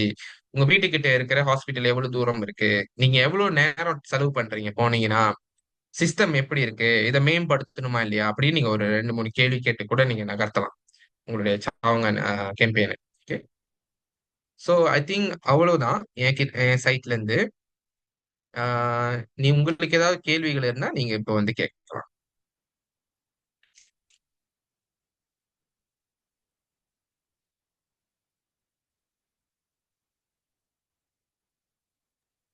ஓகே. நன்றி காந்திபன். இன்னைக்கு ஒரு நல்ல விளக்கம் கொடுத்துருக்கீங்க. மற்றவங்களாம் எப்படி எது கேள்விகள் இருக்கா? கேளுங்க. கேள்விகள் இருந்தா கேளுங்க ப்ளீஸ். இல்ல யாரும் ஹாஸ்பிட்டலை பத்தி விளக்கம் கொடுக்கறதுனா கூட கொடுக்கலாம். உங்களுக்கு தெரிஞ்சது பேசுறதுனா கொடுக்கலாம். டாக்டர் குமார்.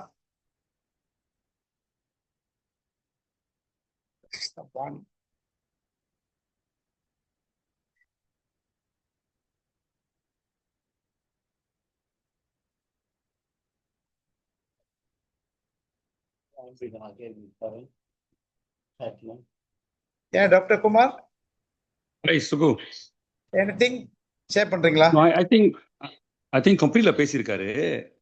நான் மெயின் பாயிண்ட் என்னன்னா, நம்ம நம்ம ஒரு 7 நாடுல நாட்டில் பார்த்தா அவ்வளோ செல்வாக்கு இருக்குது, பெரிய வருமானம் இருக்குது, ரைட்? அண்ட் இதெல்லாம் பார்த்தா இது ஸ்கைல இருந்து உழுவுல பாருங்க. மக்கள் வேலை செஞ்சு உழைச்சு தான் இந்த வெல்த்தை உருவாக்குறாங்க. அது கொஞ்சம் எடுத்து நல்ல ஒரு ஹெல்த் கேர் சிஸ்டம் செய்யறதுக்கு வாய் செய்ய முடியாது. பார்த்தா இங்க பாத்தீங்கன்னா மக்களுக்கு 90% மக்களுக்கு 28% தான் கிடைக்குது நாட்டில் உள்ள வருமானத்துல. ஆனா பெரிய பெரிய கம்பெனிக்கும் அந்த 10% ஆக பணக்கார மக்களுக்கும் டபுளா கிடைக்குது, 56%. ஸோ நம்ம என்ன சொல்றோம்னா, அந்த 56%ல நீங்க 10% எடுத்தா கூட இந்த டைம்ல பார்த்தா அது 200 பில்லியன் ரிங்கிட் ஆகும். பெரிய காசு. அதை வச்சு நம்ம ஹெல்த் கேருக்கு நல்லா கொடுக்கலாம், அந்த பென்ஷன் வர்க்க மாஸ் கொடுக்கலாம், ஃப்ரீ எஜுகேஷன் கொடுக்கலாம், நிறைய வேலை செய்யலாம் பாருங்க. ஃபுல் எடுக்கல, 10% தான் எடுக்கிறோம். அந்த 56ல இருந்து 10 எடுத்தா அவனுக்கு 46% அவன் இருக்கும் பாருங்க. பாதிக்கு பாதி அவனுக்கு இன்னும் இருக்குது. அந்த 10% எவ்வளவு நம்ம செய்யலாம். ஆனா அது பார்க்காம என்ன செய்யறாங்கன்னா, நம்ம மேல இந்த சுமையை போட பார்க்கறாங்க. நம்மளே இன்னும் வியாபாரம் செய்வோம், நம்மளே கொஞ்சம் காசு சம்பாதிக்கிற நம்ம செய்வோம்னு பார்த்தா நம்மளுக்கு படுது இது தகும் ஜவாப்லா. நீ அரசாங்கம், நீயும் பவரை பாவிச்சு மற்ற நாட்டுக்கிட்ட பேசி எப்படி நம்ம திருப்பி அந்த கார்பரேட் டேக்ஸ் ஏற்ற முடியுமான்னு அதெல்லாம் நீ கொண்டு வரணும் பாரு. அதெல்லாம் நீ பேசாம சும்மா மக்கள் மேல போடுறது, லக்கன் கேம் கொண்டு வரேன், நீங்களா கூட காத்திருக்கணும்னு அந்த மாதிரி சொல்றது தபத்துள்ளா நினைக்கிறேன். நம்ம இதை எடுத்து நம்ம மக்களுக்கு தெரிய வைக்கிறோம். நினைக்கிறேன் நிறைய மக்களுக்கு இந்த கணக்கெல்லாம் தெரியாது. அந்த 56% அங்கே போகுது, நம்மளுக்கு 20% தான் கிடைக்குது, அது நினைக்கிறேன். அது நிறைய பேருக்கு தெரியாது. ஸோ அந்த மாதிரி அனலிஸ்டை தான் நினைக்கிறேன் நம்ம சோஷியலிஸ்ட் கட்சி எடுத்து மக்களுக்கு தெரிய வைக்கணும். அண்ட் இன்னும் சில இது கூட இருக்குதுல்ல, லைக் காந்திபன் சொன்னாரு மலேசியாவில் பார்த்தா 2.2% தான் நம்ம மொத்த உற்பத்தி, நாட்டின் உற்பத்தியை பார்த்தா 2.2% தான் நம்ம ஹெல்த் பாய்க்கிறோம். சிங்கப்பூர் பார்த்தா 3.7% பாய்க்குது ஒவ்வொரு வருஷம் அவங்க ஹெல்த் சிஸ்டமுக்கு, பொது பொது பொது சுகாதாரத்துக்கு. தாய்லாந்து 3.9 பாவிக்குது. நீங்க இங்கிலாந்து, ஜெர்மனி கம்பேர் பண்ணாதீங்க. அவங்க பார்த்தா 9%, அவங்க ஜிடிபியில 9% பாய்க்கிறாங்க, 9%, 10% பாய்க்கிறாங்க. நம்ம ரொம்ப ப்ரௌடா சொல்றோம், நம்ம அட்வான்ஸ் நாடா வர போறோம், நகரா மாஜாவா போறோம்னு. நகரா மாஜு மாதிரி நீ ஆக்ட் பண்ணல. இங்கிலாந்து, ஜப்பான், ஜெர்மனி, பிரான்ஸ்லாம் பார்த்தா 9 to 10% அவங்க ஜிடிபியில் ஹெல்த் கேருக்கு கொடுக்குறாங்க. நீ 2.2% கொடுத்துருந்த கஞ்சமான கொடுத்துக்கிட்டு அட்வான்ஸ்னு சொல்ற. ஆனால் காசு இருக்குது பாருங்க நாட்டில். ஸோ அதுதான் நினைக்கிறேன் நம்ம பாயிண்ட்லாம் மக்களுக்கு தெரிய வைக்கணும். ஏன் நம்ம கஷ்டப்படணும்? நம்ம சாக்ரிஃபைஸ் பண்ணுறோம். குறைவான சம்பளத்துக்கு நம்ம வேலை செஞ்சுக்கிட்டு நீ சொல்ற எஃப்டிஐ இழுக்கிறதுக்கு நீ ரொம்ப சம்பளம் கேட்டால் வராமல் இருப்பான், வரமாட்டான். நீ குறைவான சம்பளத்தை வேலை செய்யணும் கேட்கும் போது அந்த குறைவான சம்பளத்தை வேலை செய்யணும். அது நம்ம உள்ள சாக்ரிஃபைஸ்லாம் நாட்டுக்கு. அதுக்கு மேலே போயிட்டு ஹெல்த் கேர் போயிட்டு குறைக்கிறது சரியா தப்பு இல்லைங்களா? அதுதான் நம்ம கேம்பெயின். இதை நம்ம மக்களுக்கு எடுத்துகிட்டு போகணும். ஸோ பார்ப்போம், நம்ம டீம்லாம் பார்ப்போம் எப்படி நம்ம பிளான் போட்டு இது கொண்டு போகிறது நினைக்கிறேன். அது நம்ம மீன் இதில் ஓகே. இல்ல உதாரணத்துக்கு இப்ப லைக் சாதாரண அடிப்படை தேவை. உதாரணத்துக்கு இன்னைக்கு ஹாஸ்பிட்டலுக்கு போகும்போது டாக்டர்ஸை பார்க்க முடியாத வெயிட்டிங் லிஸ்ட்ல இருக்கிறது, அது எவ்வளோ ஒரு பெரிய பாதிப்பு. நிறைய பேர் இன்னைக்கு ஹார்ட் அட்டாக்லாம் பார்த்தீங்களா, அவ்வளோ பேர் இந்த டேட் வரதுக்குள்ள செத்து போயிடுறாங்க. அந்த மாதிரி ஒரு சூழ்நிலை. டேட் பார்த்தீங்களா, இப்போ இன்னைக்கு அவங்களுக்கு வந்து அவங்க வந்து ஒரு சீரியஸ் கேஸு. பட் அந்த டேட்லாம் பார்த்தீங்கன்னாக்கா 1 வருஷம், 6 மாதம், 8 மாதம், இந்த மாதிரி அந்த டேட்டு அவங்களுக்கு சில கேஸ் இங்கே சுங்கசிப்பூர்லேயே நடந்திருக்கு. நாளைக்கு வந்து அவருக்கு வந்து பார்த்தீங்கன்னாக்கா பைபாஸ், இன்னைக்கு இறந்துட்டாரு. இந்த மாதிரி கேஸ்லாம் வருது. ஐ திங்க் ஏன் வந்து லைக் ஆல்சோ அந்த பிரைவேட் ஹாஸ்பிட்டல் நம்ம நாட்டுக்கு கொண்டாடுறது சரியான ஆபத்து. இன்னும் பிகாஸ் அவனுங்க பாருங்க எவ்வளோ இது அந்த அந்த அந்த அந்த வாய்ப்பு கொடுக்குறானுங்க, காசு ஸ்பெஷலிஸ்ட் இழுக்கிறதுக்கு. சம்பளம் அவ்வளோ சம்பளம் 20-25,000 கொடுக்குற பேசிக் ஃபர்ஸ்ட் டே நுழைஞ்சோன்னு உங்களுக்கு அந்த இது அக்ரிமெண்ட் அந்த மாதிரிலாம் போடும்போது டாக்டர்ஸ் ஓட தான் பார்ப்பாங்க. 20,000 பாருங்க. கவர்மெண்ட்ல உட்காந்துக்கிட்டு இவனுங்க இந்த மாதிரி தான் அந்த ஒதுக்கீடு சொல்றீங்க. நிறைய வெல்த் இருக்கு நம்ம நாட்டுக்கு, வருமானம் அவ்வளோ இருக்கு. அவ்வளோ வருமானம் மக்கள் உழைச்சி உழைச்சி உழைச்சி உழைச்சி கொடுக்குறாங்க பாருங்க. ஸோ இவ்வளோ கொடுத்து கூட அதை வச்சு உண்மையிலேயே இந்த மக்களுக்கு செய்யாம போறது. நம்ம நாட்டு பிறந்த மாதிரி தான் நாட்டை காப்பாத்துறதுக்குள்ள பாக்குறாரு, மக்களை மறந்துட்டாரு. நாட்டை காப்பாற்றணும் அந்த இதில் ஓடிட்டு இருக்காரு. நாளைக்கு இது மக்கள்கிட்ட தான் நம்ம தெளிவுபடுத்தணும். கொண்டு போயிட்டு மக்கள் தான் கேள்வி கேட்கணும். அது வேற யாருக்கும் கேள்வி இருக்கா? ப்ளீஸ் கேள்வி கேளுங்க. நான் கிருஷ்ணன் ஒரு சின்ன ஒரு கேள்வி கேட்கலானுங்க. கேட்கலாமா? கேளுங்க. அதாவது நம்ம நாட்டுல வந்து பிரைவேட் ஹாஸ்பிட்டல் வந்து இப்ப நிறைய கட்டுறதுக்கு காரணமே மக்கள் தான். மக்கள் அதிகமா ஆதரவு கொடுக்கறதுனாலதான் அவங்க மேலும் மேலும் இந்த மாதிரி ஹாஸ்பிட்டல் கட்டுறாங்க. மக்கள் ஆதரவு அதிகமா இருக்கு, பணத்தை பத்தி கவலைப்படலை. அவங்க நிறைய பேர் பெரிய ஒரு ஹாஸ்பிட்டல் போறாங்க, இதுதான் காரணம். அதனாலதான் இன்னும் வந்து மீண்டும் மீண்டும் மேல் இடத்துல நிறைய கட்ட ஆரம்பிக்கிறாங்க. வருமானம் அதிகமா இருக்கு. இதுக்கு முக்கிய காரணம் மக்கள் தான். மக்கள் ஆதரவு அதிகமா இருக்கு. இதுதான் என்னோட கோரிக்கை. இது என்னோட சொல்லு. நீங்க என்ன நினைக்கிறீங்க? மக்கள் ஆதரவு அதிகமா இருக்கு. ஏழைப்பட்டவங்க வந்து இதுல பிரைவேட்ல நம்ம நம்ம ஹாஸ்பிட்டல் போறாங்க, கவர்மெண்ட் ஹாஸ்பிட்டலுக்கு. ஆனா அதிகமான பணக்காரங்க வந்து பிரைவேட் ஹாஸ்பிட்டல் போறாங்க. அதனாலதான் அவங்க மேலும் மேலும் கட்டுறாங்க. வருமானத்தை இன்னும் அதிகமா அவங்க வந்து ஏத்திக்கிட்டே போறாங்க. மக்கள் அதை பத்தி கவலைப்படுறது இல்லை. ஏழைப்பட்டவங்க போக முடியல, நடுத்தர மக்களும் பணக்கார மக்களும் அதிகமான சப்போர்ட் பிரைவேட் ஹாஸ்பிட்டல் கிடைக்குது. அதனாலதான் வந்து நம்ம டாக்டருங்களும் அதுக்கு போறாங்க. நீங்க என்ன நினைக்கிறீங்க? ஆமா, ஒரு வகையில வந்து அது உண்மைதான். ஆனா ஞான் வந்து மக்கள் அந்த சைடு போறாங்கன்னா, ஏன்னா நம்ம தொடர்ந்து வந்து நம்மளுடைய பப்ளிக் ஹெல்த் கேர்ல வந்துட்டு காசு போடாம பப்ளிக் ஹாஸ்பிட்டல் எல்லாத்தையும் வந்துட்டு ஒரு ஒரு ஒரு நல்ல ஸ்டாண்டர்ட்ல வச்சிருக்காம தொடர்ந்து வந்துட்டு கூட்டமாகவும் போனா நம்மளுக்கு உடனடியா சிகிச்சை கிடைக்காத, நம்மளுக்கு வந்து ஒரு அவசரம் இருக்க, ஞான் வந்து ஹாஸ்பிட்டல் வந்து இப்படி இருக்கு, ஞான் ஹாஸ்பிட்டல் வந்து இந்த ஃபெசிலிட்டி இல்ல, அந்த ஃபெசிலிட்டி இல்ல. ஏன்னா தொடர்ந்து அரசாங்கம் வந்து பிளான் பண்ணி காசு வந்து குறைச்சி கொடுத்துக்கிட்டே இருக்காங்க பப்ளிக் ஹாஸ்பிட்டல்ல. அப்பதான் வந்து மக்களுக்கு வந்து அந்த சலுப்பு வரும். பப்ளிக் ஹாஸ்பிட்டல்ல பார்த்தா ஆனா மக்கள் வந்துட்டு காசு இருக்கிறவங்க, ஓகே, மிடில் கிளாஸும் T10 T20 இந்த பெரும் பணக்காரர்கள் 20% சமூகத்துல இருக்கிறவங்க வந்துட்டு அவங்க வந்து பிரைவேட் ஹெல்த் கேருக்கு போயிடுறாங்க. ஆனா இன்னைக்கு இன்னைக்கு நிறைய சுச்சுவேஷன் வந்து கொஞ்சம் ஒரு சில மாற்றம் இருக்கு. என்ன சொல்றாங்கன்னா, இந்த இன்சூரன்ஸ் கம்பெனி, ஓகே. இந்த இன்சூரன்ஸ் கம்பெனி வந்துட்டு அவங்க அவங்களுக்கும் வந்துட்டு எல்லா ஹெல்த் கேர் விஷயத்துக்கும் ஓகே நம்மளுக்கு வந்து எல்லா சிக்குக்கும் வந்து கவர் பண்றதுக்கு அவங்களுக்கு வந்து உடன்பாடு இல்லை. ஏன்னா எல்லா சிக்குக்கும் அவன் வந்து கவர் பண்ணிட்டான்னா தென் அவன் எப்படி லாபம் பார்ப்பான் அப்படின்ற ஒரு கேள்வி இருக்கு.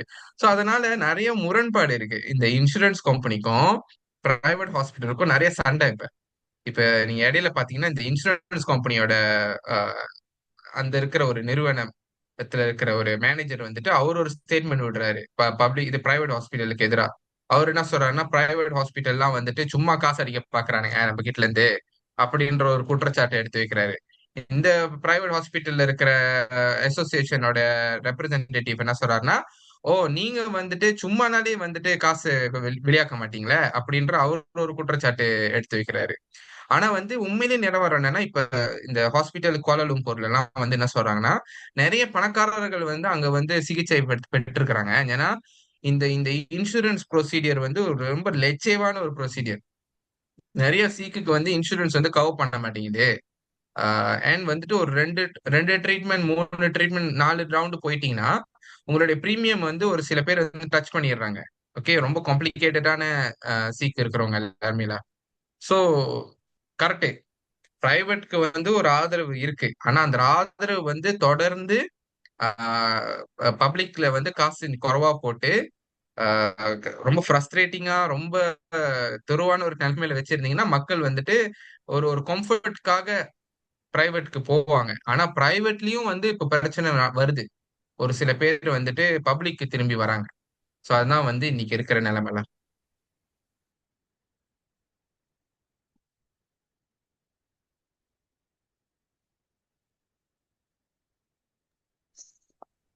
வணக்கம். நான் சாந்தா பேசுறேன். ஓவரால் எல்லாம் பார்க்கும் பொழுது எல்லா விஷயங்களும் புரிஞ்சுக்கிட்ட என்ன நான் புரிஞ்சுக்கிறேன்னா, இதுல முக்கியமான பங்கு வந்து நாட்டு ஆஹ் ஆஹ் ஆட்சி முறையில தான் இருக்குன்னு சொல்றேன். என்னன்னா ஒவ்வொரு பிசினஸ் பண்றதுக்கும் நடக்கிறதுக்கும் அனுமதி கொடுக்கறதே நம்ம கண்ட்ரோலர் வந்து நம்ம ராஜானா தான் இருக்கணும். சரியா? அவங்க கண்ட்ரோல் பண்றதுல தப்பு இருக்கு. அதனாலதான் கவர்மெண்டோட இன்கம்ல குறை இருக்கு. ஐ மீன் இன்கம் இல்லை அப்படின்றாங்க. ஆனா இருக்கு, வச்சுக்கிட்டே கிடைக்கிறத வந்து மறைக்கிறாங்க, நமக்கு வந்து மறைக்கிறாங்க. மறைச்சிட்டு இல்லைன்னு சொல்றாங்க. இன்ஃபேக்ட் மந்திரியே வந்து அத இக்னோர் பண்றாரு. எப்படி இக்னோர் பண்றாருனாக்கா, பிரைவேட் ஹாஸ்பிட்டல்ஸ் எந்திரிக்கும் பொழுது ஏன் வரணும் அப்படின்னு இப்ப நாம கேக்குறோம் இல்லையா? இந்த கேள்விய வந்து மந்திரிகளும் ராஜான்ல எதுக்கு இருக்காங்க? இவங்கெல்லாம் மக்களை நாசம் பண்றதுக்குன்னே இருக்காங்களா? சரிதானே? எல்லாத்துக்கும் உள்ள நோக்கம் என்னன்னா, ராஜான்ல வேலை செய்யறவங்க நமக்காக கிடையவே கிடையாது. அவங்க எல்லாம் வந்துட்டு நமக்கிட்ட இருந்து எவ்வளோ பறிக்க முடியும், இன்னும் எவ்வளவு தேட முடியும் அப்படின்னு சொல்லி நம்மள்ட்ட இருந்து சுரண்டி நம்மள நாசம் பண்றதுக்கு தான் இருக்கிறாங்க மந்திரிங்க எல்லாம். ரைட்டா? இன்ஃபேக்ட் இந்த பிரைவேட் செக்டர் ஹாஸ்பிட்டல்ஸ் எல்லாம் உருவாகுறதே இவங்களோட பங்கீட்டுனாலதான், இவங்களோட ஆர்வம் தான், அவங்களோட இன்கமுக்காக வேண்டி அவங்க செய்யற திருட்டுதனம். மீன் அவங்க பொழைச்சுக்கணும், அவங்க நல்லா இருக்கணும், நாட்டு மக்கள் கேட்டுக்கிட்டா எனக்கு என்ன அப்படின்ற ஒரே ஒரு நோக்கம்தான் அது. சரியா? இதுவா நான் புரிஞ்சுக்கிட்டது சரிதானே? இப்ப நம்மளோட கேம்பெயின் உண்மையாவே இறங்கி செய்ய வேண்டிய நிர்பந்தத்துல இருக்கிறோம். செஞ்சாதான் நாட்டை காப்பாற்ற முடியும், மக்களை காப்பாற்ற முடியும். எந்த மந்திரிகளும் நம்மளுக்காகவோ இல்ல, நம்மளுக்காக நிச்சயமா இல்லவே இல்லை. இதுதானே? சரிதானே? ஓகேங்க. ஓகே ஓகே சரிதான். அவர்தான் நானா நீத்தாள் பாட்டு படிச்சில்ல மக்கள்கிட்ட ஓட்டு வாங்கிட்டாரு. ஓகே, மத்தவங்களுக்கு கேள்வி விளக்கங்கள் இல்லையா? இல்லைன்னா நம்ம ஒரு ஒரு வீடியோ ஒரு படம் எடுத்துருவோம். எல்லாம் வீடியோ தொடங்க ப்ளீஸ். கார்த்திக் கார்த்திக் ஓகே. ஒரு வீடியோ பண்ண எடுத்துரு கார்த்திக். எல்லாம் வீடியோ ப்ளீஸ், எல்லாம் வீடியோ தருங்க. மூஞ்ச பாருங்க, மூஞ்ச காமிங்க எல்லாரும். ரொம்ப பேர் மூஞ்சி தெரிய மாட்டுது. கிருஷ்ணவேணி எங்க? கிருஷ்ணவாணி வீடியோ தருங்க.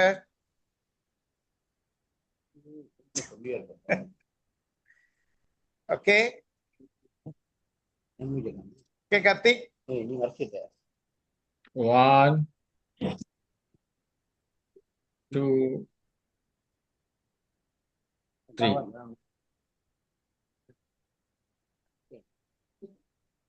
ஓகே. ஓகே கார்த்திக். ஓகேயா? நினைக்கிறேன் இந்த நம்ம நாட்டில் உள்ள கவர்மெண்ட் ஹாஸ்பிட்டலோட நிலவரம் எப்படி இருக்கு நினைக்கிறேன். ஒரு ரொம்ப தெளிவான ஒரு விளக்கங்கள் வந்து நினைக்கிறேன் காந்திபன் ரொம்ப கஷ்டப்பட்டு தயார் பண்ணி நம்மளுக்கு கொடுக்குறாரு.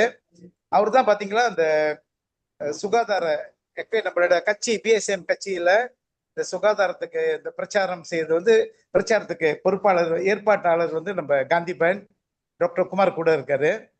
ஓகே, நினைக்க இந்த பிரச்சாரம் வந்து ரொம்ப முக்கியங்க. நம்ம நினைக்க எல்லா கிளையிலையும் வந்து இந்த பிரச்சாரத்தை வந்து நவுத்தணும். அறிக்கை இருக்கு, அப்புறம் நம்ம கையொப்பம் வேட்டை சிக்னேச்சர் கேம்பெயின் செய்யணும். இந்த வேலையெல்லாம் நம்ம ஆரம்பிக்கணும் நினைக்கிறேன். எல்லா கிளையும் வந்து கொஞ்சம் பொறுப்பா இருந்து, பிகாஸ் இது நாட்டு மக்களோட தேவை, சரிங்களா? நாட்டு மக்களோட தேவை, அடிப்படை தேவை. சிக்கனம் வந்துட்டுமா நம்ம அங்க போறோம், போனோமா நம்மளும் காத்துக்கிட்டு கிடக்கணும் 7-8 மாசம் பெரிய பெரிய சீக்கிரம் வந்துருச்சுன்னா. ஓகே, அதனால வந்து நினைக்கிறேன் இது முக்கியத்துவம் கொடுங்க. நம்ம நண்பர்கிட்டலாம் தெரியப்படுத்துங்க, வாட்ஸ்அப் பண்ணுங்க. ஓகே, டிக்டாக்ல போடுங்க, காந்திபன் சொன்னது போல. ஓகே, நம்ம இந்த ஹாஸ்பிட்டல் பிரச்சாரத்தை நல்லா சிறப்பா நினைக்கிறேன். இந்த 2026 வந்து நம்ம நல்ல சிறப்பா இப்ப கூட ஆரம்பிச்சிடலாம். நல்ல ஒரு கேம்பெயினை நம்ம கொண்டு போவோமே. ஓகே, காந்திபன் தோழர் காந்திபனுக்கு ரொம்ப நன்றி இந்த வேலையில. Okay காந்திபன், thanks. ஓகே, எல்லாத்துக்கும் ரொம்ப நன்றி. வாழ்க்கை ரொம்ப நன்றி, ரொம்ப நன்றி. மீண்டும் சந்திப்போம். Thank you, comrades. ஓகே.